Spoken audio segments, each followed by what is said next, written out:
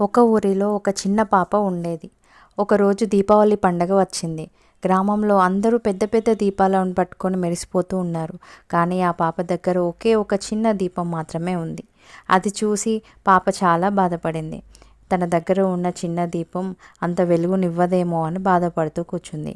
అప్పుడు వాళ్ళ తాతయ్య ఆమెను చూసి ఇలా అన్నాడు, బంగారం, నీ దగ్గరున్న దీపము చిన్నదా పెద్దదా అనేది ముఖ్యం కాదు. అది నీకు దారి చూపిస్తుందా లేదా అన్నదే ముఖ్యం. ఈ చిన్న దీపం నీకు ముందు 2 అడుగుల దారిని స్పష్టంగా చూపిస్తే చాలు.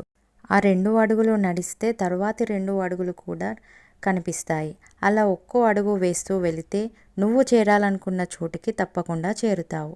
ఆ మాటలు విన్న చిన్న పాప తన చిన్న దీపాన్ని వెలిగించి ఆ వెలుగుతో తను ధైర్యాన్ని పొందింది.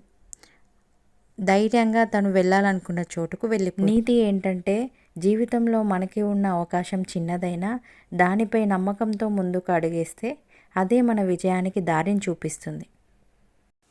మీకు ఈ కథ నచ్చిందంటే లైక్ చేయండి, సబ్స్క్రైబ్ చేయండి, షేర్ చేయండి, ఇంకా నన్ను ఎంకరేజ్ చేయండి. Thank you so much.